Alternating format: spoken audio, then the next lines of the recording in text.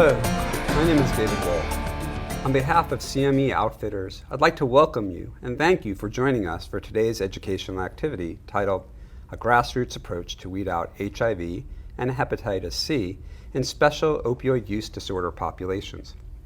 This activity is brought to you by CME Outfitters, an award-winning accredited provider of continuing education for clinicians around the globe. Also, today's program has been designed to meet the requirements of both MOC and as a MIPS improvement activity. Your participation by answering polling question and completing the evaluation and post-test is the first step of this process. After today's program, incorporate the clinical improvements we discuss, and in 2 to 3 months, CME Outfitters will send you a survey to complete, which will fulfill the data requirements. You will then receive confirmation and can submit to CMS. It's really that easy. I'm David Wohl, Professor of Medicine and Site Leader of the Global HIV Prevention and Treatment Research Site at the University of North Carolina at Chapel Hill School of Medicine in North Carolina. Joining me today are 2 of my colleagues, Dr. Jamie Meyer and Carlos Malvesuto. Dr. Malvesuto is an assistant professor of the Division of Infectious Diseases at Ohio State University Wexner Medical Center in Columbus, Ohio. Welcome, Carlos. Thank you. Glad to be here. Also joining me is Dr. Jamie Meyer. She's assistant professor of medicine at the AIDS program at Yale University School of Medicine. She's also a clinical assistant professor in the Division of Primary Care Health Systems in nursing at the Yale School of Nursing in New Haven, Connecticut. Thanks for being here, Jamie. Thank you.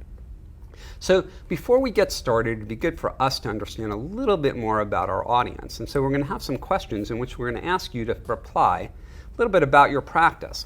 So the first one is, what proportion of your practice is represented by people living with HIV? And the choices are A, less than 10%, B, 10% to 25%, C, 26 to 50%, D, 51 to 75%, or E, 76 to 100%.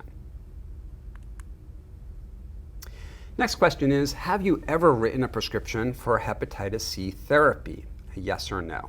A, yes, B, no. And lastly, have you ever prescribed PrEP, HIV PrEP? Again, A is yes, B is no. We'll come back to those answers later on. So for our first learning objective, we're going to look at implementing strategies for HIV and hepatitis C testing in special OUD populations in correctional VA and rural settings.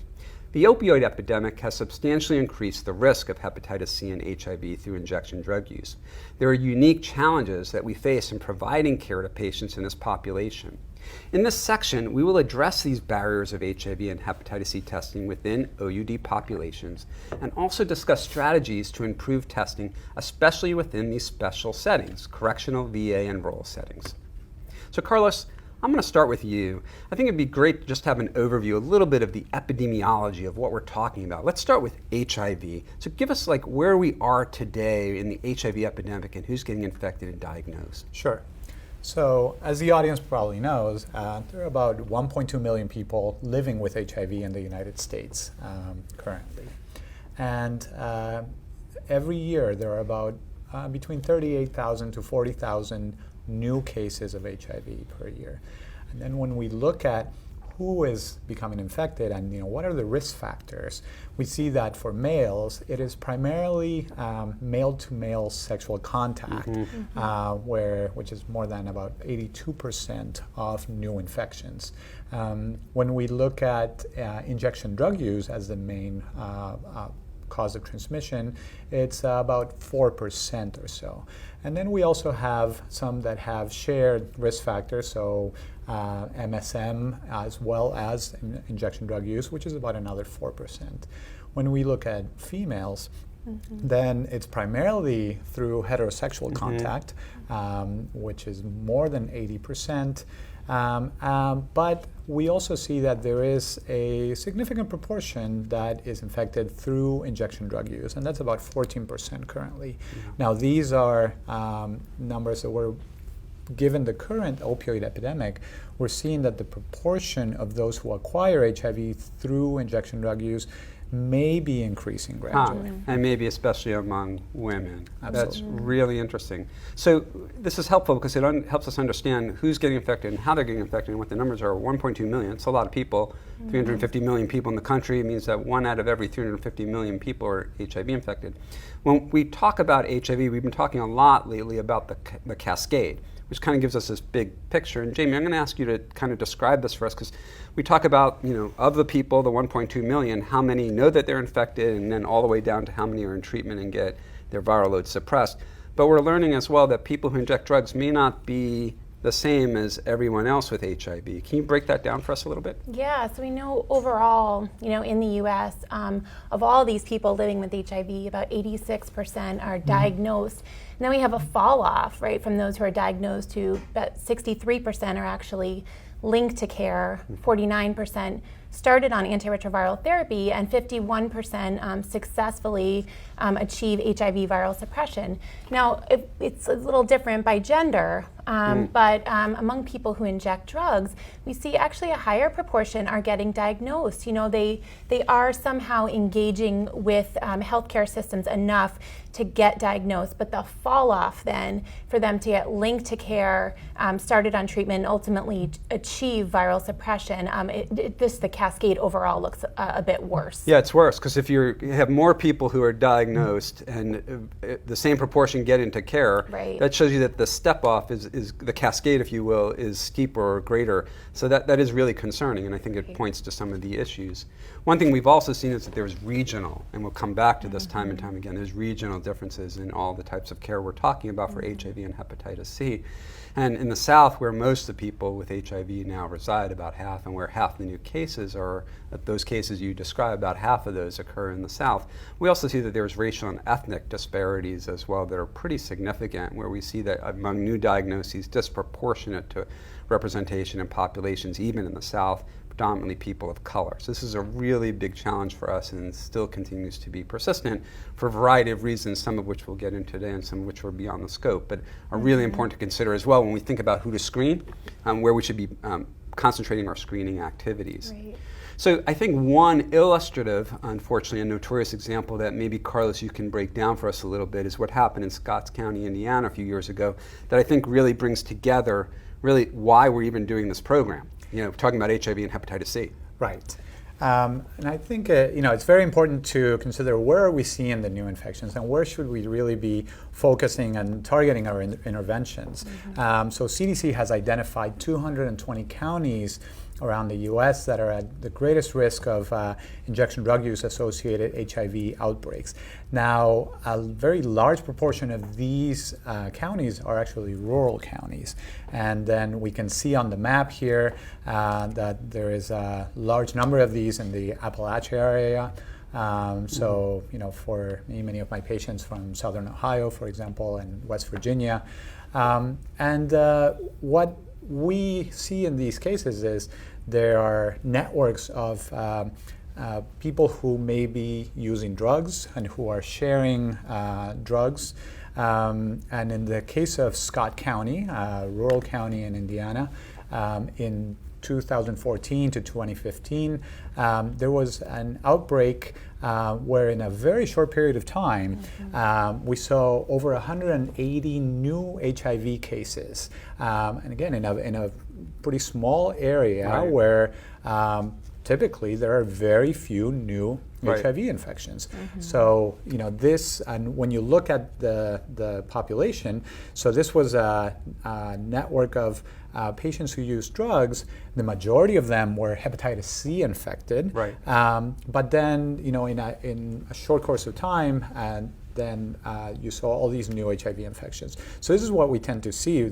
Since then, we have seen new outbreaks in other areas, with similar patterns where initially it's the hepatitis C that we see, and then it's followed by HIV, where all you need is a few new infections, and then within that network, and then it spreads very rapidly. The kindling is there, and I think what we saw was really a forest fire of an outbreak, both hepatitis C and HIV, in an area that was primed for poverty, unemployment, idleness, intergenerational drug use, hopelessness, big opioid prescription pill opioid epidemic that then translated into needle sharing. So really, those elements are in many parts of the country, including those that are highlighted here in the green that spans to really some neglected areas. So I think this is a really, really illustrative case of why we're talking about this. This can happen, this will happen again. And I think that we just need to understand everything we can do to prevent this. So I'm going to ask you to talk a little bit more beyond just this one outbreak about the big picture for hepatitis C. You did it for HIV. Hepatitis C, tell us a little bit more about this in people who inject drugs in the country as a whole. Sure. When we look at the burden of hepatitis C in the country, we're talking about, it's about 3.5 million people who are living with much hepatitis bigger than C. HIV. Exactly. So, Right. and sometimes people are not aware of Right. the burden of hepatitis C. But when we look at the population living with hepatitis C overall, the proportion that are actually aware of their diagnosis may be, significantly lower. We saw that, it's when we looked at the HIV population, about 15% are unaware of their diagnosis overall. When we look at hepatitis C, we're talking closer to 50%. Who 50. Exactly. 50% of people with hepatitis C may not know that they're infected. Exactly. And part of this has to do with just the indolent nature of the disease, the infection, where there may not be any clinical manifestations, for a very long time. Right. So people are, living with hepatitis C, and unless they're offered testing, they may not become aware of the fact that they have hepatitis C. And then when we look at the trends and the epidemiology over the years, we saw that looking at new cases, so the peak period was in the mid-90s, where we were seeing a lot of new cases, but then that steadily went down until very recently. So if we look at the bottom chart here, then we can see the trend from starting around 2010, we start to see a very steep increase that continues to go up to this day, which correlates directly with the opioid epidemic in Interesting. the US. Right, so we had those baby boomer diagnoses kind of occurred. Those infections probably happened a decade or so earlier, diagnosed, then this decrease, and now we're seeing this upswing in a very different population driven by the opioid epidemic. Really remarkable. I think that's really important. And Jamie, we know that there's, we've talked about geographic differences, but also age differences, and there may be a confluence of these two as well, as highlighted in this map. I mean, what are you seeing? I mean, I think you also, just like we are, involved with the opioid epidemic, of course, of major proportions, and also involving young people. Yeah, I mean, so as you mentioned, there's these geographic disparities, and really the map for hepatitis C overlaps very closely these concerning areas for HIV. People might be living with hepatitis C for a long time, and then we see these outbreaks of HIV that kind of come on the tail end of that. So whereas in sort of the West Coast is still the baby boomers that are predominantly the ones living with hepatitis C, in that area around Appalachia where we had the the HIV outbreaks that are these CDC HIV designated hotspots, though it's primarily hepatitis C is in the young adults. So we see, that uptick is really manifesting in this particular area. Right. It's not your grandma and grandpa's hepatitis C anymore. No. This is important because this helps us think about who we should be screening. And I think if we're thinking about baby boomers and we're not thinking about millennials and Gen Xers who may be at risk, especially in these hot spots, in these large hot regions, then I think we're going to miss it. So I think that's really, really key. So Carlos, you mentioned this before, but the treatment cascade and thinking about hepatitis C like we do for HIV, that a lot of people don't know. You mentioned it, maybe half the people who are infected, that 3.5 million, don't even know it. And then what happens when even they get into care? Right, and then we already start off, at that point, and again, this may be better for people who inject drugs where they may have been tested, but then it rapidly drops off. So we see that the treatment cascade, they don't get to the point of being referred for treatment or started on treatment, and so that once you get to the final bar here in the treatment cascade, the proportion of patients who have been treated and cured of hepatitis C is exceedingly low. Yeah, this is amazing. And these are, to be clear, these are a little bit older data, so maybe it's better now with some of the campaigns and the advertising and more availability. But even if it was double, and it was 20% of people, that's still way too low. It means 80% of people walking around with hepatitis C are viremic and don't have benefit of getting a cure, which is what we have right now. And hopefully we can skip that liver biopsy step as we walk Yeah, through our there was something that was cascade. put in there from before, but we don't exactly. We're not endorsing liver biopsies. Okay. And so, Jamie, when we look at the cascade for people who inject drugs, it is a little different. It is a little different. So again, we're seeing a lot more people diagnosed, but then really falling off in terms of getting assessed for treatment, actually started on treatment, and abysmally low. Look at that SVR. Just terrible. It's almost as if you don't achieve SVR, and people, and these are more recent data. And I think the point of this article was that we need to do better, that there are these bottlenecks along the way. And the idea behind showing this is that it's not to say, oh, woe is us and look at how bad this is. It's to say, what can we do about it? Right. And so can we do a better job of detection? Well, we're doing a pretty good job of detection. That's not where you want to spend that money.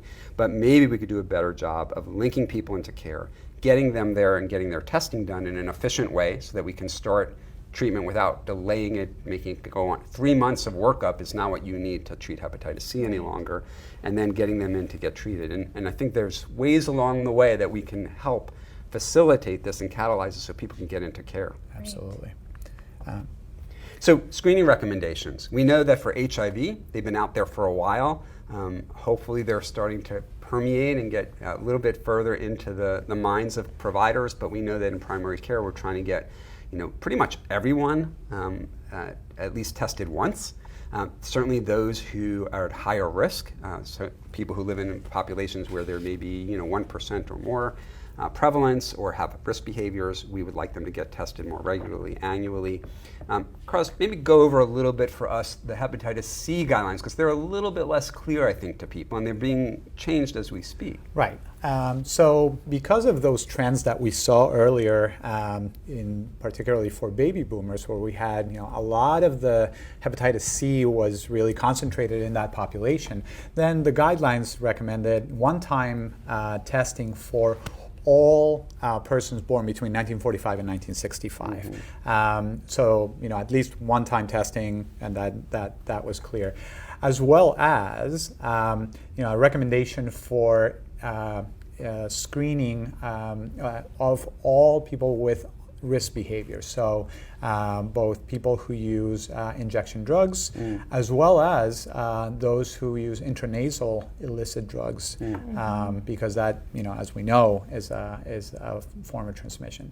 So the United States Preventive Services Task Force actually, is congruent in its recommendation, recommending then a testing of all baby boomers.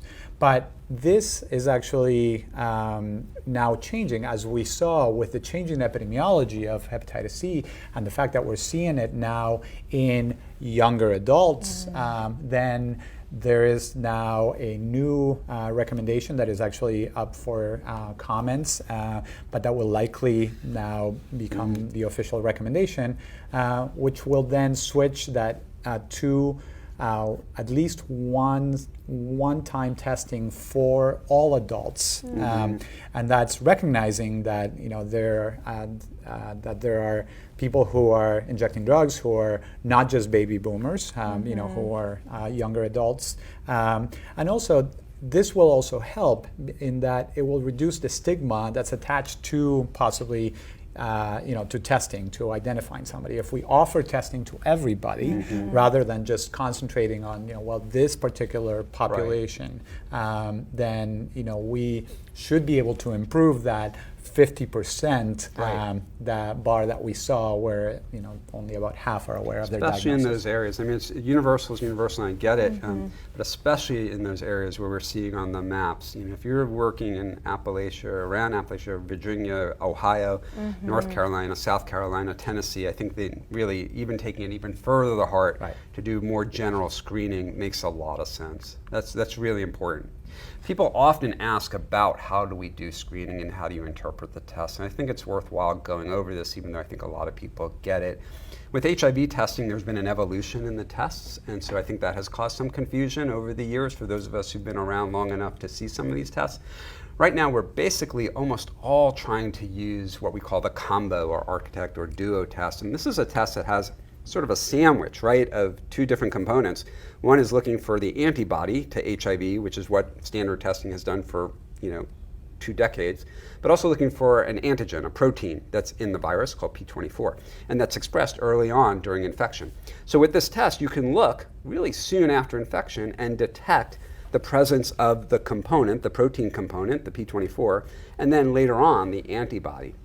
So the window period for this test is about 10 days, meaning if someone was infected 11 days ago, this test should be able to pick up that person was infected. So let's go through it real quick. And certainly if you get this test and it's negative, that's really great. And it means that unless that person had a risk activity a day or 2 or 3 ago, this person is, for all intents and purposes, HIV negative.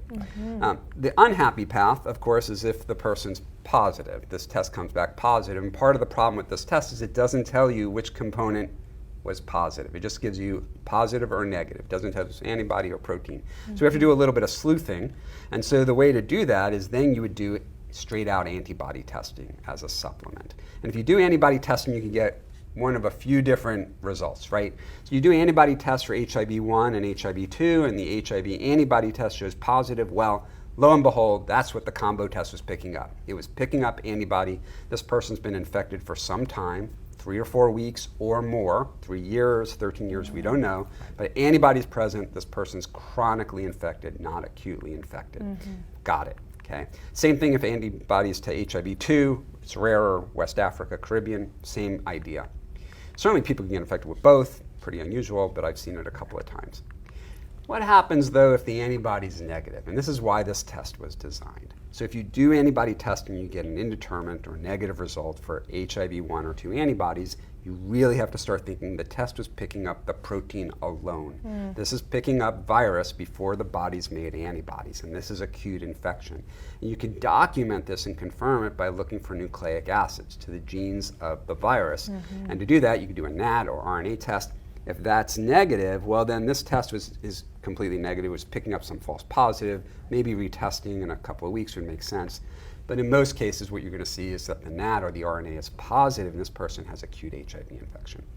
So it's a little complicated. You have to go down the algorithm and think it out. But really, we're just trying to figure out which of the components were positive so you can figure out is this chronic infection or is this acute infection.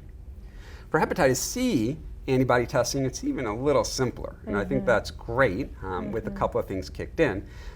Get the antibody test and it's negative, you pretty much feel really good about that. The only thing would be if they did have some activity where they're in that window period. And the window period for the the hepatitis C antibody test is longer. It could be weeks after someone shoots and gets hepatitis C exposure and gets infected before antibodies. So you really want to take a good history, as we would with the HIV testing, and find out, does this person have any risk factors or any evidence. Now, what if it's positive? Well, then you'd want to know, do they have productive infection? Do they have viremia? Because about 20 to 30% of people who are infected with hepatitis C clear it all by themselves. So my patients are shocked when they hear that. They had no idea. They thought that once you're hepatitis C positive, you're hepatitis C positive means you got an infection. But we do know that maybe only 80% of people go on and have chronic infection, 20 clear it by themselves. So you want to figure out, is your patient one of those 20% or not? And if you get RNA testing and there's no RNA there, but they have a reactive antibody, they've cleared the infection. But if they do have RNA, then you have to think about, this is person's infected, go down the stream, do the appropriate linkage to care. Yeah, and I think it's important for people to know that once you have a reactive hep C antibody, you always have it. Exactly. So even if you spontaneously clear your RNA, even if you're treated and you have SVR, you will always have that positive And that can antibody. be a source of confusion for patients because they're labeled. Right, they're told, well, you've cleared the infection, and yet, if anybody else does another hep C antibody test, it will be positive. It's really hard to explain it, but once you do, because I say it's like mumps, measles, you had it when you were a kid, varicella, you're going to always have evidence of there, because your body made a reaction. Your body made a reaction, the footprints are there, but it's gone. It just left the footprints. You don't have to worry about the virus itself. Same thing happens when we cure you. Your antibody will always be there, but it'll be the virus will be gone. And the electronic health record will haunt you forever. Forever, Other forever. than that, It's going to be on your yeah. problem list, just like hepatitis B Yes. or hepatitis. If you once you're positive, everyone says you're positive, but you're not positive. Yeah. But along with that, I think another important point to make is that the fact that you have antibody but no hepatitis C RNA, so while you don't have active infection, it does not mean that you're immune against not. hepatitis C. Right. And that you It's may not in a fact, protective antibody. Exactly. It's You not could a become protective. reinfected. If it was, we'd have a vaccine. So we talk about screening, and I think one thing I wanted to insert there, just as soapbox thing, is that in the correctional system, which is some of the settings we talked about, I think the VA does a fantastic job of screening, and they have electronic medical record reminders and things like that. In the correctional system, it's much more disparate, and I think we just have to recognize that this is an opportunity, given mass incarceration and the bad things about it. One thing that we could do is piggyback some screening on top of that. And so we do know from older data that may be representative still things that are happening today. Of all the people living with HIV in the country, maybe about 15-20% pass through jail or prison every year. So again, if some proportion of those are people who don't know that they're infected, there's an opportunity to identify them and then get them into care. It's much worse for hepatitis C. Given who we lock up nowadays, a disproportionate number of people who are incarcerated either in prison or jail have hepatitis C infection, and as we talked about, a lot don't know it. So this is another opportunity. So we should be thinking about in our correctional systems, similarly TB. And I think there is a lot of screening for TB because prisons don't want to have their healthcare workers and their correctional officers or anybody else get infected because it's communicable by air. So there's a lot of impetus for screening for that, less so for hepatitis C and somewhat for HIV. This is a really, really horrible slide, but it shows you that a lot of prison systems, state prison systems, have mandatory or opt-out testing for HIV. They take it very seriously, even some right before release. So we're doing a lot of screening for HIV, much less so for hepatitis C. And it's really spotty, and it may be that there's a financial disincentive, because if you find 40% of your 50,000 people who are in your prison system have hepatitis C, how are you going to treat it? But I do think there's opportunities, and for those of us in the audience who have any sort of say in what's going on at a local level in jails or prisons, we should try to think about incorporating more screening for HIV, hepatitis C as is appropriate. And linkage to care. Always has to be followed by linkage to care, which is a real challenge in Yes. the post-correctional landscape, but I think everything we could do, and many people are working hard on this, and many different places have different systems in place, but I do think. So other interventions, besides taking advantage of some of the opportunities of when people pass through different institutions or in healthcare settings, ERs we didn't talk about, but that's another opportunity. Other things, Carlos, that you've heard about or know about that could help? Sure, and convenience to provide screening is the key, and I think particularly because when we're talking about these populations that of interest, so people who inject drugs, for many of them, they don't have regular access to healthcare. So they may not have a primary care provider that they can talk to, and then who may then want to test them for HIV or hepatitis C. But they do come into contact with the healthcare system in different ways. So as you mentioned, either through urgent care or emergency departments, and there are some innovative programs, for example, through community pharmacies, where offering hepatitis C testing or an HIV point of care testing, and then linkage to care from the community pharmacies. That would be fantastic. Right, and particularly when we think about where we have community pharmacies widely distributed, so they're much more accessible, for example, for patients living in rural areas, as opposed to the medical centers that may be several hours away. So it's important to think about how we can then incorporate testing and then establish partnerships to facilitate linkage to care, so that then we can make that process smoother and more convenient for the patients. Yeah, it's amazing to me that after one of the companies started advertising on TV about hepatitis C therapy, how many people came in. So I do think that there's some role as well for a lot of this active work, but also passively. So for those people who are listening to us today, in your waiting rooms, it's okay to have posters that say, get, hepatitis C screened. Hepatitis C is 3.5 million people have to, whatever you need. There's so many good materials out there. You want your patient to come in and say, I saw that, or I heard about this. Have you tested me for this? that helps augment all the activities that I think we're doing here with point of care testing involving pharmacies. But I do think having them know about this as well, and we've done this with HIV, I think we could do it with hepatitis C, but I think this is sort of marching orders to everyone's listening that, again, incorporating this, keeping this in your mind, not having this be an afterthought. It's too late when someone comes in and has cirrhosis to figure out that they have hepatitis C. Right, and considering the tools that we now have, considering the fact that the treatments are now so effective and so well tolerated, and also particularly now for hepatitis C, I mean, we can cure hepatitis C in 8 to 12 weeks. Right. You know, there's really no reason why we should be deferring treatment. We really need to be offering it more. Right, and there's a lot of different studies as we wrap up this section that demonstrate the missed opportunities. There's a cottage industry of literature of people who pass through EDs, or people who pass through STI clinics, or people who went to medical visits, primary care visits, and subsequently we were able to look back and see, well, they were HIV infected or they were hepatitis C infected, and nobody knew about it.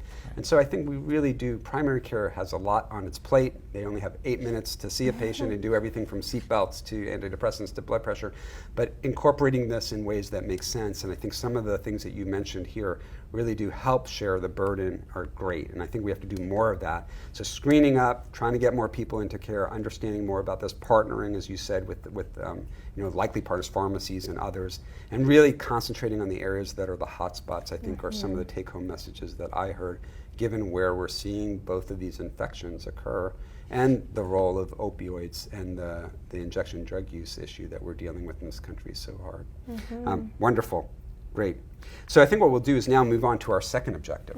Okay, so this is also interesting. And here what we're trying to do is really apply some of the evidence-based treatment approaches in patients with OUD, with HIV and hepatitis C, or even in co-infection. This gets a little bit more from screening to thinking a little bit more about management and treatment, including the right setting for doing that. Okay. To set the stage, I'm going to share with you a case, though, kind of get our brains thinking a little bit about this in a clinical way. So Justine's 39, and she's a woman who presented for both co-infection care following a 5-month prison stay in a state prison system. She came in, as is unfortunately the case, at least she had something, but she had an envelope with 1 page of a handwritten referral that said, HIV positive, hepatitis C antibody positive, and not much else. A list of some of her medicines. Justine herself was able to tell us that she was diagnosed in 2007 with HIV. She had entered a residential treatment program, and they did a great job of screening folks, and at that time she had heroin addiction that she was seeking care for. Since that time, she's had some on and off periods, spells for her ART. It was off when she entered prison, but they have a good program, and they started her on HIV therapy. We don't know a whole lot about it, but we know she's on darunavir, cobicistat, plus TAF-FTC. She reports that since she's been out of prison, which has been about a month, she's been taking it every day. And she said while she was in prison, she was taking it and she got undetectable. She says her prior treatment was just a single pill that she took before bed that made her have weird dreams. I think we could figure that out. She said that she had ALT and AST abnormalities, which she said was her liver tests were abnormal, and that they did a test for hepatitis C, and they said that she was hepatitis C positive and she should seek care, and that's why she's with us today. Since she's been released, she's been living with an ex-boyfriend, but that's a temporary situation. She uses heroin, still not as much as she did before, but she's used a few times since she's been out. She does use clean needles. She says she only uses clean needles, and her boyfriend gets it from a harm reduction station that he shares with her. There's no illicit drugs or alcohol other than what we've talked about. So I did some labs, of course, at that visit, and the good news is that her viral load for HIV is undetectable. Her T-cell count is pretty robust at over 400. Safety labs do confirm she has a transaminitis, and her hepatitis C RNA that I was able to get from the lab to do, even though I didn't have an antibody test on hand, was 256,000. And she had genotype 1, and I did a fibrosis score, and it was F2, so she doesn't have cirrhosis. Hepatitis B surface antibody is positive, so she's immune. She doesn't have hepatitis B. She's immune for hepatitis B. The cavalry came over the hill. That's a protective antibody. Other than that, really not much to report. Her STI screening was negative. RPR is negative, and she has a low HDL, but nothing else. We do a PHQ-9 depression screener, and she scored pretty high. and that's not uncommon as well. She's not on an antidepressant, and that's something we can address. And she says she's interested in substance use counseling. She would like to not use heroin. Social work has been involved. We get them involved in cases all the time, and they say that we really don't have great residential treatment for her right now available, and only a shelter would be really for her. We fill out paperwork to get her some services, including medical Uber and medications and some referrals to a food bank. But this is the problem. What do we do? And so I'm going to ask the audience, what they would do, and then we can talk a little bit more. So based on current guidelines, given that Justine's HIV infected, she's got hepatitis C that seems like it's really newly diagnosed, genotype 1A, no cirrhosis, what would you think would be the best approach based upon the clinical guidelines? A, wait until she enters a recovery program. B, wait until she's abstinent from substances for 6 months to start hepatitis C therapy. C, start hepatitis C therapy now. Or D, really it's just best that I don't deal with this and let's send her to a hepatologist and let them manage her. So we'll come back to this later on.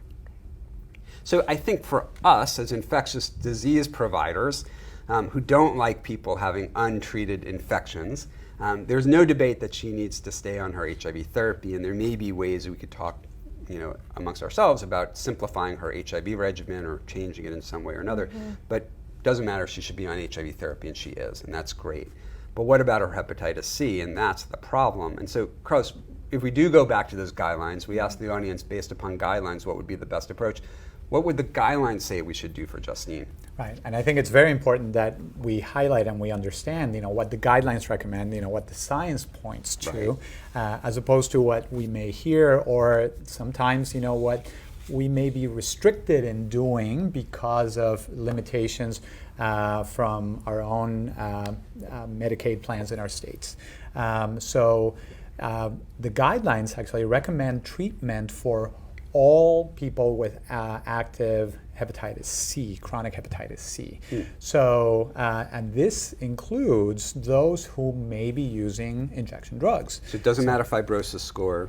No. Doesn't matter. And even if you're using drugs, right, the guidelines say we should treat hepatitis C. Right, and then what had evolved is that you may want to prioritize, obviously, patients with more advanced liver disease, those who have cirrhosis or F4 fibrosis. However, it's still, the recommendation is to treat everybody who has hepatitis C.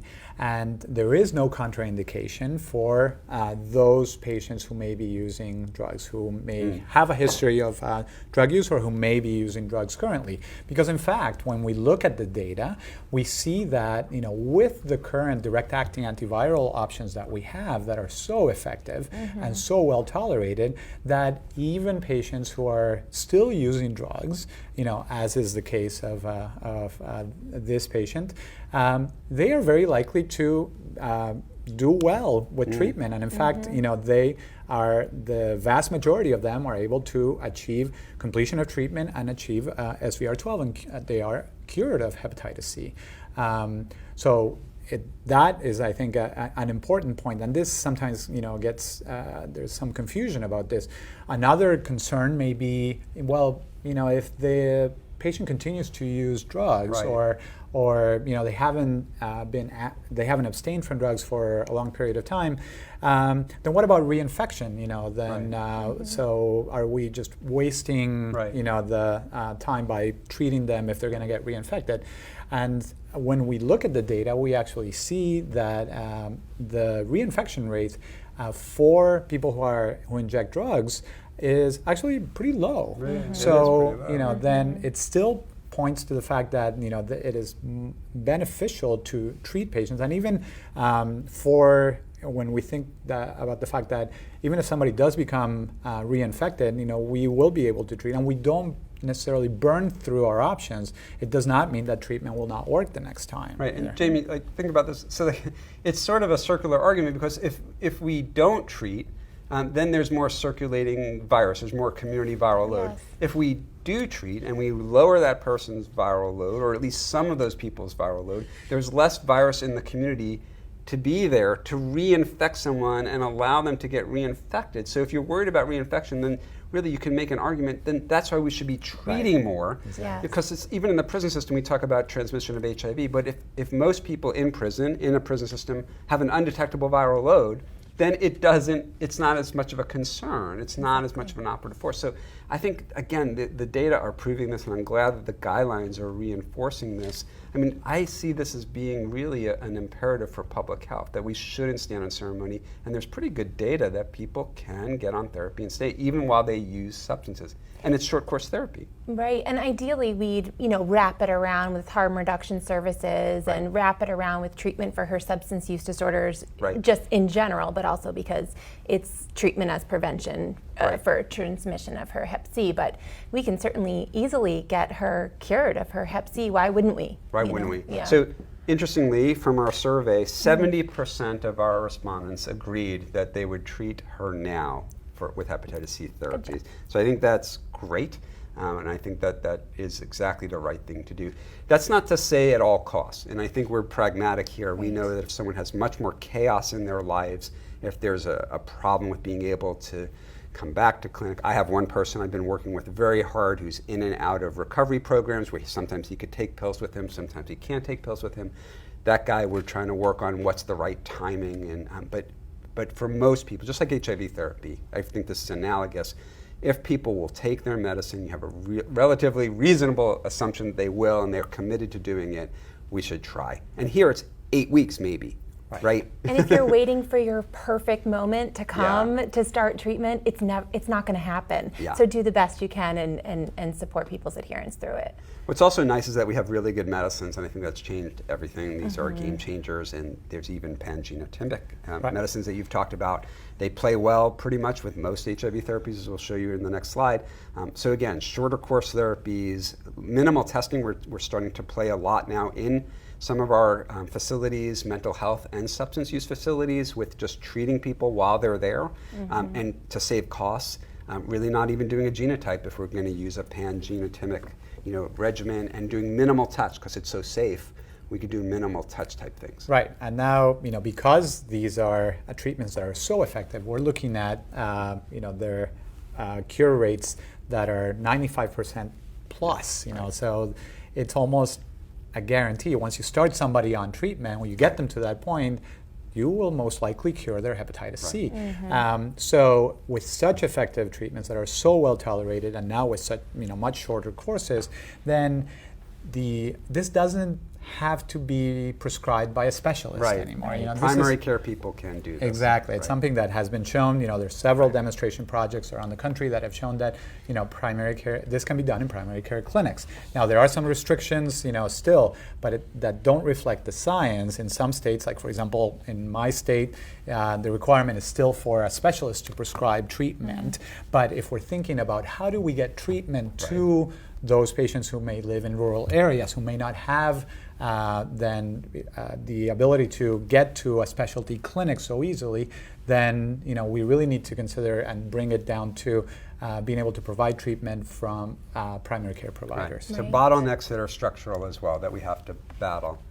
You mentioned it before, I just wanted to highlight again, there's some bidirectional benefits, for hepatitis C therapy and HIV therapy in co-infected people.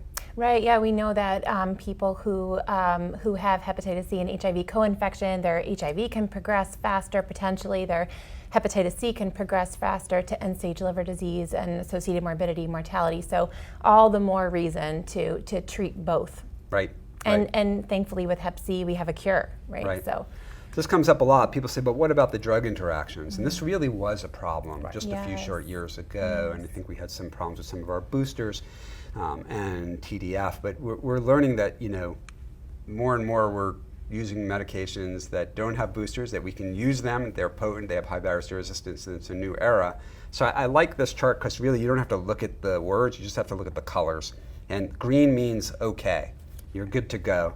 And for the newer regimens, and we gave you a whole palette of different hepatitis C therapies, there's lots of options here, and it's very rare nowadays, I have to say, that I have to change someone's HIV therapy to accommodate their hepatitis C therapy. Right. I mean, unless the rare case that they're on a boosted integrase inhibitor, other than that, you've got fields wide open. And even with other drugs, because the treatment courses are now much shorter, so for example, restrictions and interactions with like PPIs or anticonvulsants or statins, you may be able to hold the statin for 8 weeks while you cure the hepatitis C, before restarting. Same thing with the PPIs, for example, or you may, you may have other options. So it's really, there are I can't think really of any cases now where we are unable to treat the hepatitis C. Right, yeah, and we have so many more choices. I think for Justine's case, this was also important for me to think about, which is getting a team-based approach and using different components, trying to bundle her care, I think as Jamie talked about, and have as much as co-located, getting syringe exchange programs. She's already hooked up with Clean Needles, but keeping that independent of her all these things that we needed to bring to bear. And so one thing that came up for me was, I have my priorities and we've listed them, keeping her HIV under control, her hepatitis C, getting it under control, all these other things. I could work on her depression, I could work on her HDL, all these things. But for her, it was like, I need money. And I need to find a place to live because he's driving me crazy. And I have no transportation. I'm dependent upon others. And you know what? My teeth, I'm embarrassed to smile. These are really important to her. And I think everyone in the audience understands this, but I do think thinking about it strategically, I get her to see a dentist.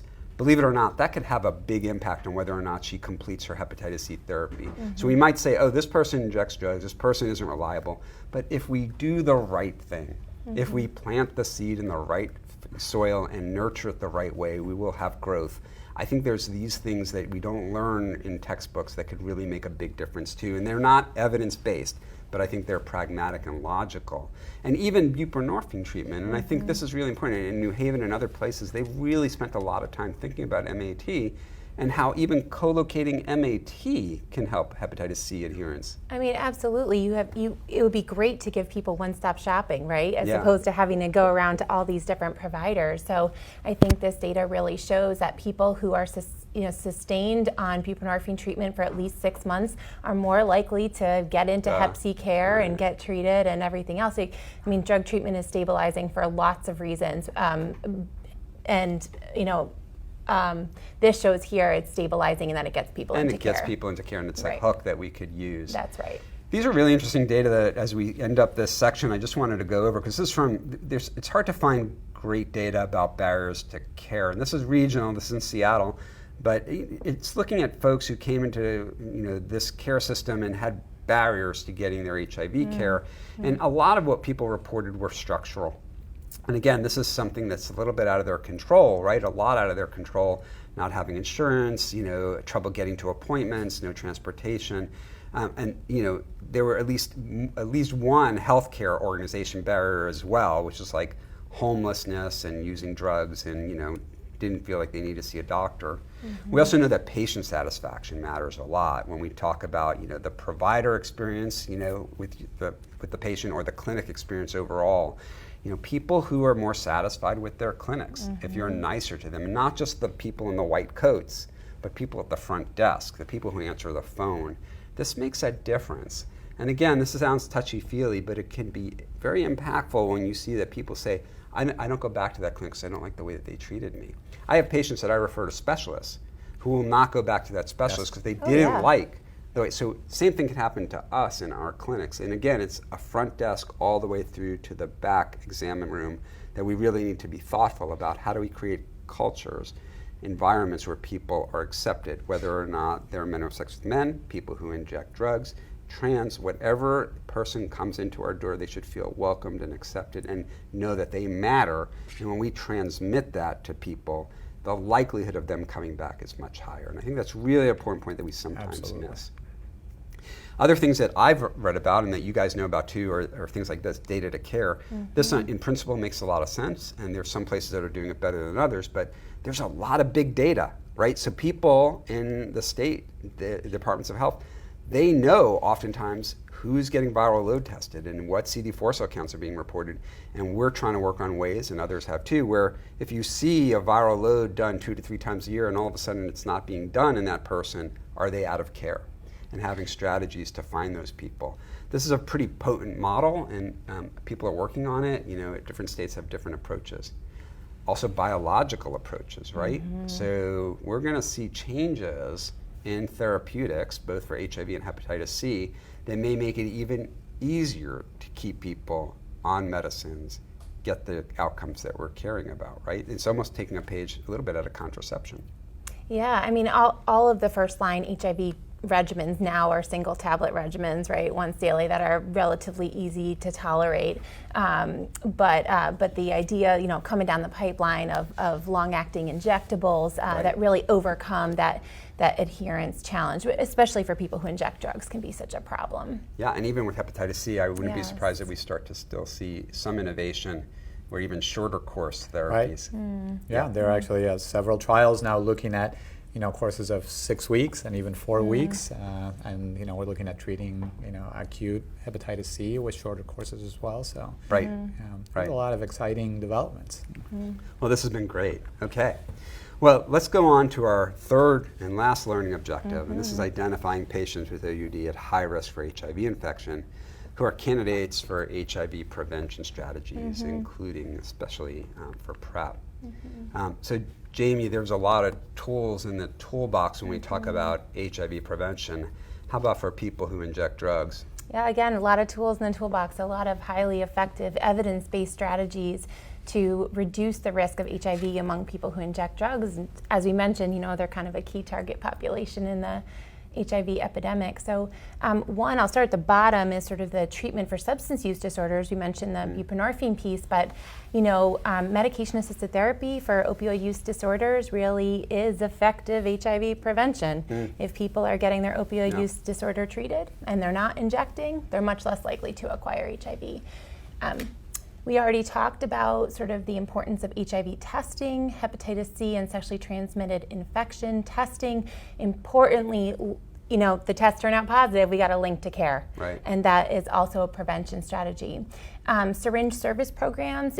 So I say syringe service, not syringe exchange, really recognizing that it's not just needles and syringes, it's all of the equipment that goes along with it that can be really important. We need to acknowledge that people who inject drugs, experience sexual risk too. Right. They might have overlapping risk networks, especially true for women who often have sex with the people that they're injecting with. So even though condoms are imperfect and require negotiation and there's partner dynamics, they are still an effective, barrier prevention method. And within that, we fit in HIV pre-exposure and post-exposure prophylaxis as sort of using antiretrovirals for people who are HIV negative but at high risk of acquiring infection. Right, makes sense. So there's more than just condoms out there. Yes. Yeah, that's there the has take-home to be. message. We're not going to condomize our way out of this epidemic. No. And so we talked about the continuum or the cascade before. You're a big proponent for thinking about the cascade before the cascade. There's a left side to that continuum, right? Right? So we talked about if people HIV test positive, right, they're going down the route of needing to be engaged in care and started on treatment. However, if they test negative, they need to be aware of the fact that they're at risk for HIV. Many people don't. Aware that there's something out there that's PrEP, and it's a highly effective HIV prevention strategy that might be right for them. Then link to PrEP care, actually started on it and being retained on it or adhering to it. PrEP only works if you take it. So if you want to stay on the left side of that cascade, right, you have to get on PrEP and stay on it. I like sort of these algorithms where they say, well, you do the test, and no matter what result you get, there's actions that are taken. You get an HIV test, for instance, and it's negative. Well, then you can start talking about risk reduction and PrEP, maybe if it's positive, getting on treatment, linking to care, that kind of thing. Yes. Same thing for hepatitis C. So I do think that there's no sort of like useless or a result that you don't do anything about. Even a negative result is actionable, especially where prevention being as readily available as we see here with HIV. Yeah, and we see good evidence from cities like New York City where they have implemented this, and by then being able to link people who are HIV infected to care and then keeping them virally suppressed, or people who are at risk, and test negative for HIV, but starting them on PrEP, then that has resulted in a significant decrease in the incidence of HIV, and we see this in several different communities. So it is important that that we start to think about how that may apply to our own communities. Yeah, and this is going to be important because we're going to talk for the rest of this time a lot about PrEP, and we could talk all day about PrEP, some of us, because we're sort of evangelical about it, but I think it really, the benefits are clearly there. So according to the CDC, there are some recommendations for who PrEP might be available for, and I'm going to ask Jamie again to kind of walk us through that. Who is listed as a good candidate for PrEP? Yeah, and this slide looks complicated, but actually it's pretty straightforward. So the CDC says that adults or adolescents more than 35 kilos who do not have HIV and engage in some sort of risky behavior are good candidates for PrEP. So people who inject drugs might experience HIV risk related to their injection drug use, right? They might be injecting and sharing either syringes, needles, or other drug preparation equipment. It's important to ask about the equipment. Or they might be people who are on medication-assisted treatment, which oddly enough is considered being at high risk for relapse. So by that criteria, they would meet So PrEP. this is really key, because I think even those people in the audience who know about PrEP probably think of it for sexual transmission interruption, but it can be effective, as we know, for people who inject drugs, and we have some data to provide that for us. We know that this works really well for sexual transmission, but good data as well that almost same sort of numbers for people who inject drugs. Very effective. There's not a question of efficacy. We also know that if you take the drug, and you said it before, it works better than if you don't take the drug. And we know this for men, and we know this for women, and we certainly know that among high adherers, we're talking about like 90% plus. There's a lot of people who the CDC say meet the criteria you just went over. And this gets some of these numbers again, 1.1 million people who could be eligible for PrEP based upon typical sorts of risk factors that they've come up with, and I think that's even conservative. And of those, maybe about 100,000 are people who inject drugs. Yet only a fraction of people who inject drugs are really on that right now. If you look at it, we don't even know. We don't even have good data, because it's not something pharmacies or market data people collect. We know a little bit about women who are getting it. It's underrepresented, but still there. We know African American people of color are underrepresented. We know in the South we see the same thing. So we have a whole bunch of people who are indicated for PrEP, a whole bunch of people who are not getting PrEP, and I would argue strenuously that probably a lot of people who inject drugs don't even know about PrEP, not offered PrEP. And this is really, I think, a place for a lot of movement, and we've got to start thinking more about it. So we talk a little bit about not only continuum sort of like in the steps that we've talked about, but the continuum in getting people into care and keeping people in care. We only have a few minutes left, so I want to make sure we cover this and some of the mechanics of how to get PrEP going. But anything you want to highlight sort of on this continuum and the key challenges in overcoming them? Yeah, I just think that the biggest is that many people who inject drugs don't even realize they're at risk for HIV. They certainly feel so stigmatized and shamed in most healthcare settings, and there's a real lack of mistrust that they're not going to easily disclose their injection drug use, even if you try to take a really good history. So I think, that is just a barrier that we need to overcome if we're going to engage people in services. Yeah, you're exactly right. So this the behavioral surveillance system found that a lot of folks who have a PrEP indication who inject drugs had never heard of it. So this is not who we're advertising to. This is not how we're making messaging happen. So I think this is a real area, and we've seen even in the VA system, which is a really good system, low uptakes of PrEP, and I think this points to a global problem. And your own data as well, there's a gap in knowledge and understanding. And then I think we have to be careful. There's a lot of people who hear about it and don't want to use it. I don't want to take a pill. It's medicalized. So it's not just the supply side, it's the demand side too. And I think understanding that there's things we could do to make PrEP more acceptable to people, maybe again co-locating with other things like we talked about, other medications and other services are important. And Carlos, you mentioned this, and I think this is really key. In areas where we see higher uptake of PrEP, we're seeing decrease rates of new diagnoses. So this is a really nice analysis that looked at a bunch of different states that report their data, both these kinds of data, and you can see that where we saw, low uptake of PrEP, we actually saw some increases in HIV. This is, correlation, not necessarily causation, but I think we can make that leap pretty clearly. Absolutely. I mean, I think the bottom line is PrEP works. Right. If considering that we can be doing much better. So given that we have the examples of the communities where it is the uptake is higher, then I think it falls on all of us to really make it available as much as possible. Yeah, and I think places that do a better job. And there's a bunch of different strategies that are out there. There's different settings that we've talked about. Mm-hmm. There's different approaches like rapid start or same-day start. All these things are available. All these things are being studied, and I think that there's a lot of work going on with PrEP. This is what the CDC uses for their risk indicator. This is what they generate some of their data from. So I think this is helpful, and it could be used clinically as well. And people who want to, fill this out with a patient can. Let's go through really just quickly. This is like everything you need to know about starting people on PrEP in like 30 seconds. But the key thing, and we've harped on this before, is that PrEP is for people who don't have HIV. So you have to do everything you can in your power to make sure that this person is not HIV infected. Okay, and the combo test can do that, along with a history and looking for signs or symptoms of acute HIV. So if you're convinced pretty much this person doesn't have something that happened the night before, and you get this test and it's negative, this person's good to go for PrEP. Doesn't take a lot. Let's make it really clear. So you get your HIV test, okay, and you should use the combo test, that's preferred. And then you get maybe a creatinine just to make sure that you're still within the bounds of the indication, a creatinine clearance of 50 or greater, right, for TDF, FTC. Don't have to get a Chem 68, could just be a 1 creatinine if you want to order it that way, and you calculate the creatinine clearance on your phone. And then, you got to do some viral hepatitis studies. And really the key one, I would say, is just making sure the person's not chronically infected with hepatitis B. Won't get into hepatitis B testing right now, but you want to make sure they're not chronically infected. If they are, you can still use PrEP. Right.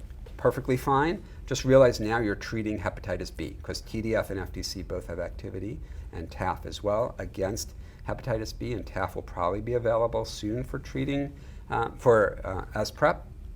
So I think just being aware of that, even if the person joins a monastery, no longer has any risk behaviors whatsoever of acquiring HIV, you'd keep them on the medicines to suppress their hepatitis B. I think too that when you get to the viral hepatitis question, that you can think about PrEP as a gateway to other care, right? Absolutely. So if all of a sudden we flag, hey, this person's not Hep B immune, now we have an opportunity to vaccinate. To educate, right? Or if they do have chronic Hep B, now we have an opportunity to treat. So right, and PrEP then is a gateway. we are seeing them frequently, so every 3 months. So then we get to address the other issues that maybe going on in their lives. So I think it's a great opportunity to engage them in care and keep Absolutely, them in care. Absolutely. Question comes up a lot is how long before a person starts PrEP before you can say you're good to go. And we know that there are some differences based upon what kind of sexual practices and and who you are. So we know that rectal penetration of the active metabolites of the drug are present within 7 days in the rectal tissue. And we don't know if that's the exact correlate of protection, but it's a reasonable one to assume, probably fairly conservative. We know that it may take longer to get concentrations in the blood. So for people who inject drugs, we may not say that if you start on TDF FTC and you can inject tomorrow or the next day, it may take a couple of weeks or more. Cervical vaginal, we know as well, also maybe around 2 to 3 weeks before we get concentrations where we can say we feel that there's enough drug present. Now it may be less, and it may be that there's other mechanisms by which there's protection, but I think these are good sort of ballpark figures to use when counseling people. Yeah, you need to let them manage their expectations. It's not you start on a magic pill and day one you're good to go. You really need to think about actually probably using condoms and other mechanisms in that package. That's why PrEP has to be part of the package deal. Right. Good. And then we mentioned it a couple of times just as an aside, same-day initiation of PrEP.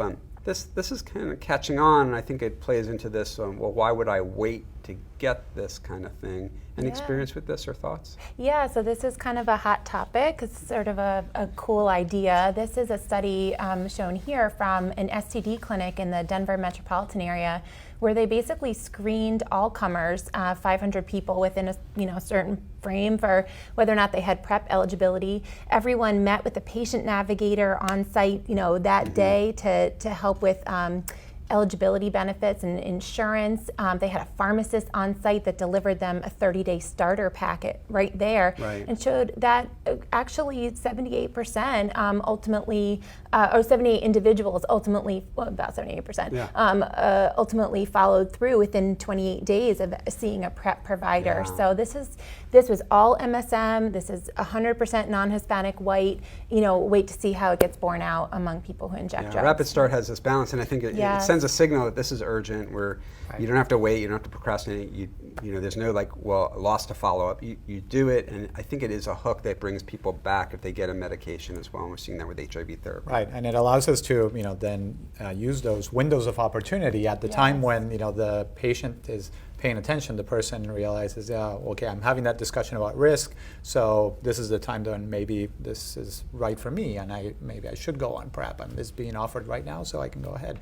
And considering the rate of no-shows that we see for those initial PrEP visits in our clinics, where somebody may be referred, but then they're seen a month, they're supposed to be seen a month later, and by then that window of opportunity may be gone, or that suddenly it's no longer as high a priority for that patient. Right, anything could happen, right? Mm-hmm.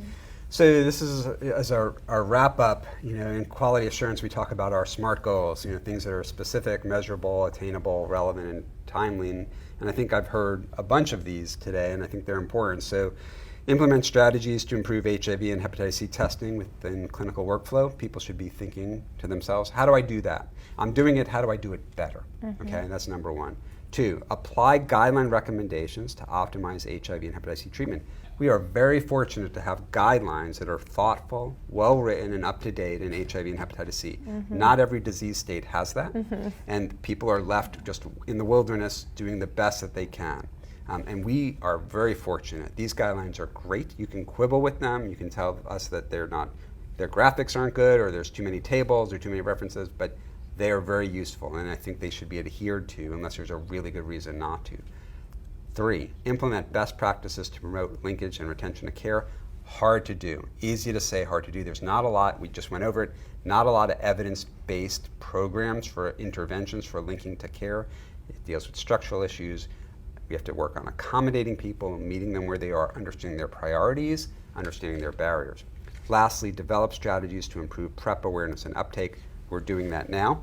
Each one of you who are listening today are deputized to also talk about PrEP at your clinic, think about, can I prescribe PrEP, how can I do a better job?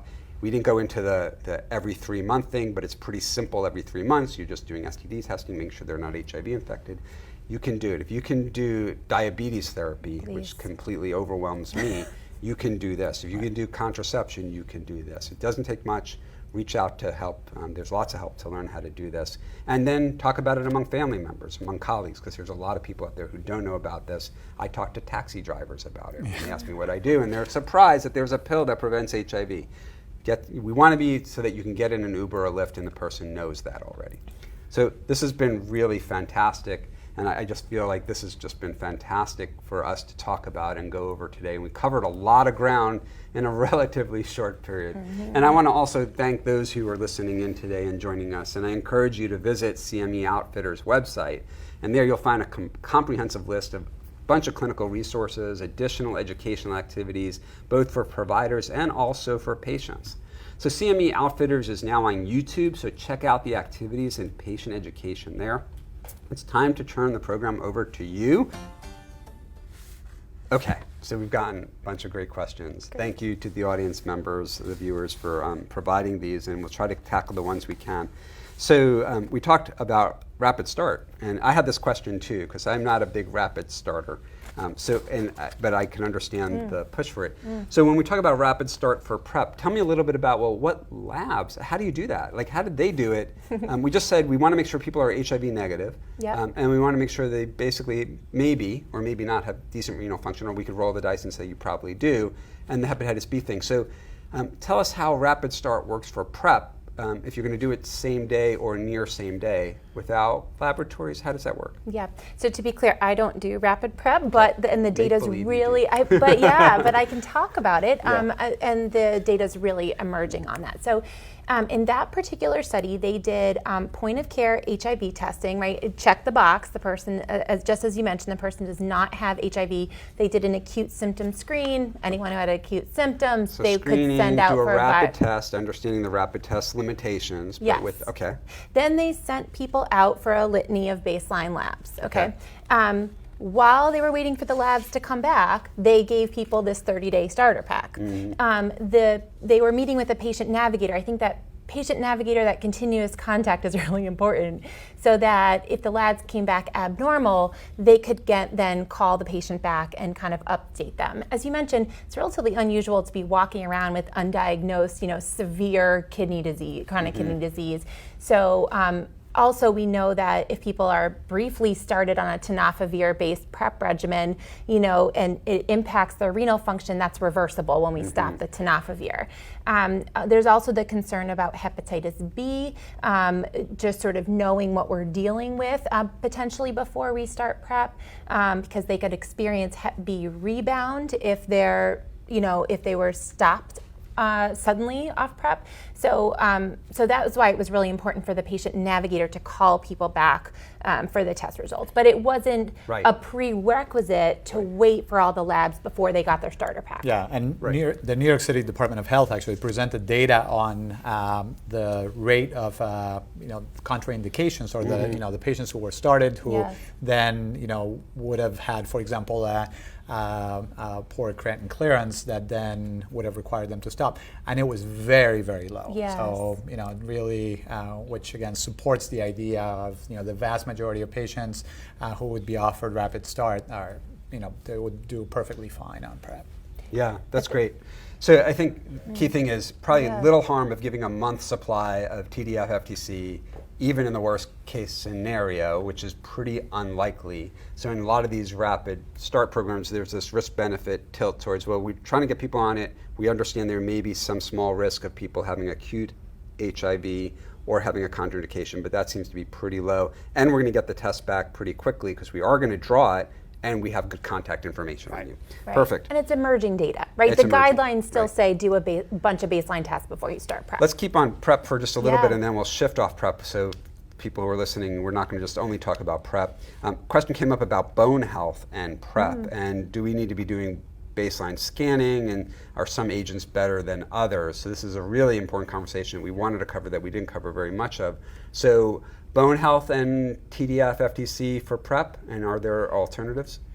Right. So we know that there is some loss of bone mineral density, but it's not something that is clinically all that important, except in patients who may already have osteopenia or osteoporosis. And even in those cases, when if somebody is found to have osteopenia or osteoporosis and then they stop taking TDF, then that is reversible, for the most part. What's interesting is that now we are likely to see the approval soon of TAF FTC, and we know that with TAF, then the incidence of bone mineral density loss is significantly decreased. So, which and also it will make it available also for patients who may have kidney disease as well. So it opens it up. I will say too, the concern about bone mineral density loss with TDF is people who are, on years of treatment with TDF, as they would be if they were getting it as part of an HIV treatment regimen. And data from the CDC shows that people are on PrEP maybe for a mean of 3 to 6 months. Right? They're on it during periods or seasons of risk, not necessarily continuously. So maybe some of those concerns about the bone mineral loss is less relevant to PrEP. So bottom line is we know TDF predictably can drop bone mineral density by around 1 to 2%. Whether or not that gets you across a threshold for fractures is pretty debatable, probably not. We know that in adolescence it doesn't seem to hurt bone growth and final bone growth and plate issues later on, and that it's reversible once they stop. So those are important things. TAF is something that is emerging and looks like it might be approved by the end of the year, TAF FTC as an alternative. That doesn't have the same bone signal. We don't see bone density changes. Not a lot of data for women with TAF, so I think we won't know whether or not that's going to be something that women will have there will be an indication for women, but certainly for MSM, young MSM included, people of color, we would be able to see TAF maybe be used instead, and so that would completely neutralize the bone issue completely, I would think. The DEXA has not yet made it into the PrEP clinical guidelines, Because so it doesn't that's sound like nowhere there's in much there. of a need. Right. So an issue that comes up when we talk about women, so if we're not going to be talking about TAF, but we'll just talk about TDF, is what about women who are pregnant or can become pregnant? What about PrEP in women in general, and your thoughts about that with sort of the reproductive issues? Yeah, so I mean, I think there was the concern that giving pregnant women TDF-based regimens might affect the bone development of the fetus. But actually, you know, especially if you have a woman who's HIV negative and pregnant and has an HIV positive partner, so a serodiscordant couple, like that is the person you want to be on PrEP to prevent maternal to fetal transmission of HIV. So that, you know. Yeah, so it's okay to use. Okay. Everyone agrees, and the benefits outweigh the risk. The worst thing would be to get HIV while you're way pregnant. Worse. And we know women who are pregnant often are sexually active, and that they are at risk. And so if there's a risk, you know, then it makes a lot of sense. We have good safety data on TDF in HIV positive women who are pregnant, given all the time. So I think that even now, more and more, we're TAF as well. So I think that there's a lot of good data that support use of PrEP in women, including pregnant women, and we don't have too much concern. Even breastfeeding women, we know that there's pretty good data and there's safety there. So I think that's really important information to get out there. We talked a lot about PrEP, and I want to make sure we cover other things too, but there is a lot of questions about this. I think we went over some of the operationalization, some of the ongoing testing that's needed, pretty minimal testing as we go forward, not bone density. Basically what we do, of course, is check for HIV with a test that's available for you. We check creatinine, I would say once a year. I don't think we do it any more than that. And STD testing, that's it. You really don't need to do anything else. And really for just PrEP after it starts, it's really just HIV testing that you have to do. So pretty easy to do. I'm on an every about 3 to 4 month schedule for my return PrEP patients. I'm not dogmatic about it. And I'm even coming up with some strategies like come to the clinic, get your blood drawn. I like to do an RPR as well for syphilis testing as part of my STI testing and your HIV testing. I don't have to be there. Come in, I'll write the orders, you know, future order, an Epic, come on in, get it done, I'll see it, and I'll rewrite your prescription. So it doesn't have to be as medicalized or as a doctor visit as we're doing before. It should be easy. Very easy. We should make it easy.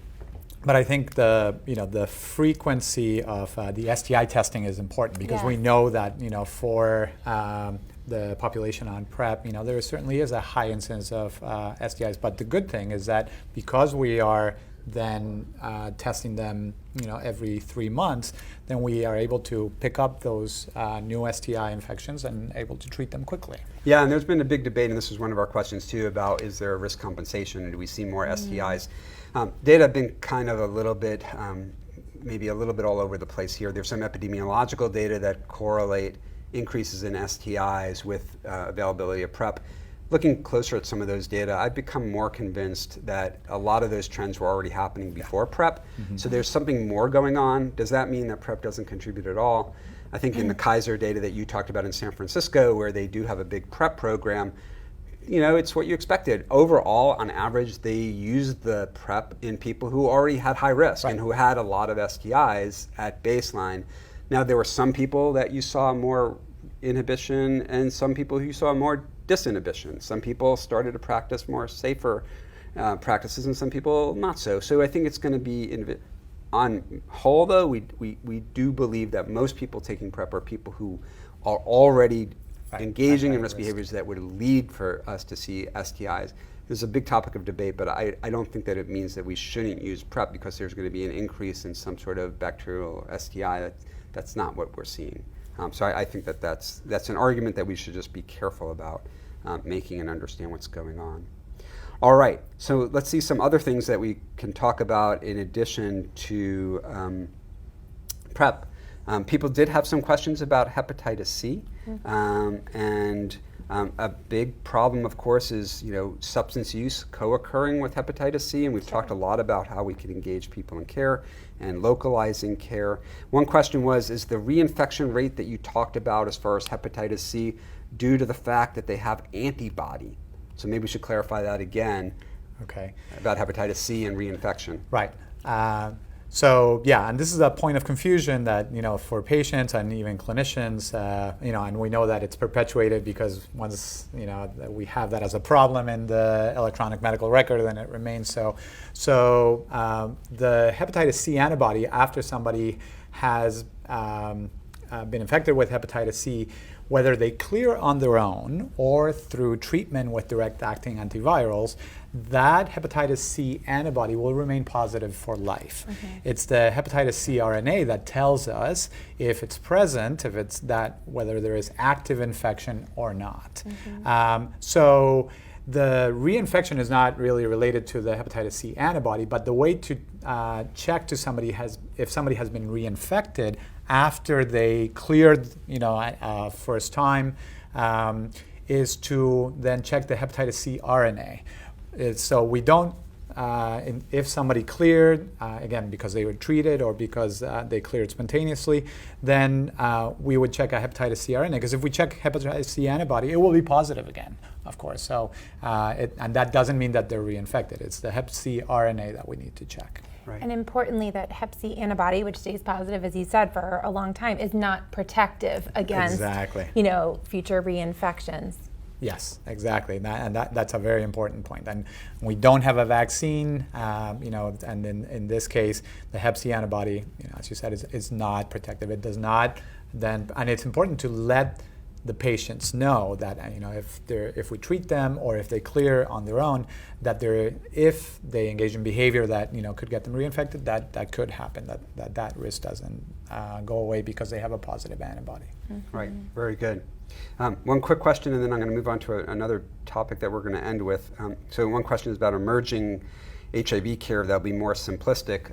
This is really, again, HIV is at the cutting edge of medicine in many ways, and as was mentioned, there's new modalities that are going to come available. Within the first quarter of next year, we will see injectable HIV therapy, so this will be intramuscular shot that could be taken at first every month, and then eventually there'll be data that support every 2 months. So this will be maintenance therapy, so people will have a pill-free option where they can just come in once every month or so and get an injection of cabotegravir or rilpivirine, and that may not be for everyone, but it'll be for some people. And again, there's all sorts of things we could think about piggybacking on top of that to help them with other issues that they may be dealing with. So yes, implants are also in the works. Maybe once a week pills are also on the horizon. So I think there's a lot out there that we will see.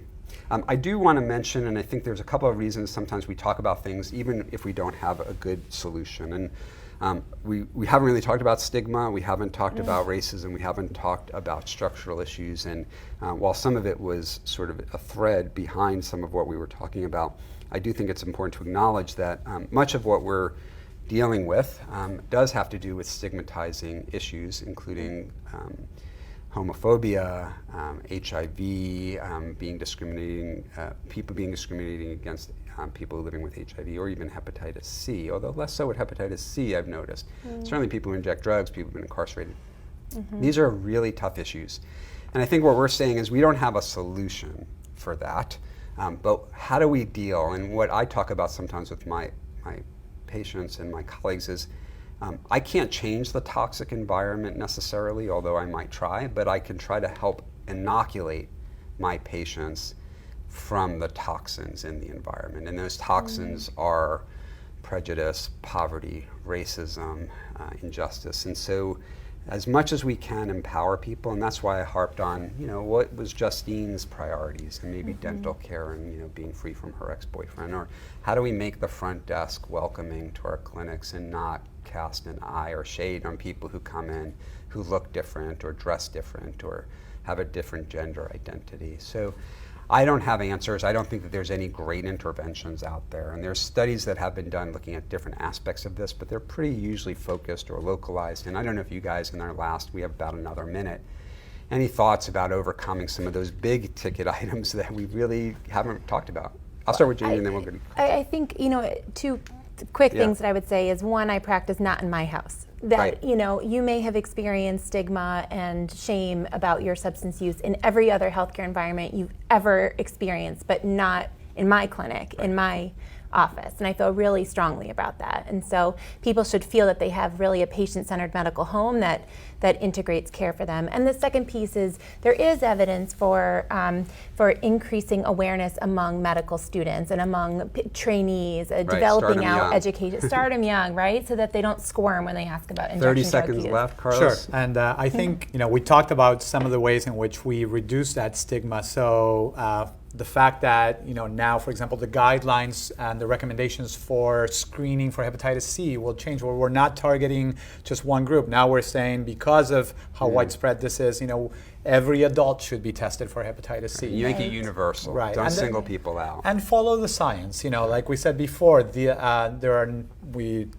think we talked at length about the fact that we should not be restricting treatment for people who inject drugs, for hepatitis C. Don't be part of the problem. Right. Be part of the solution. Let's dispel those myths. Perfect. And get the word out there about doing the right thing. Thanks for sharing. This is really very, very important work. Thank you. Thanks. Thank you.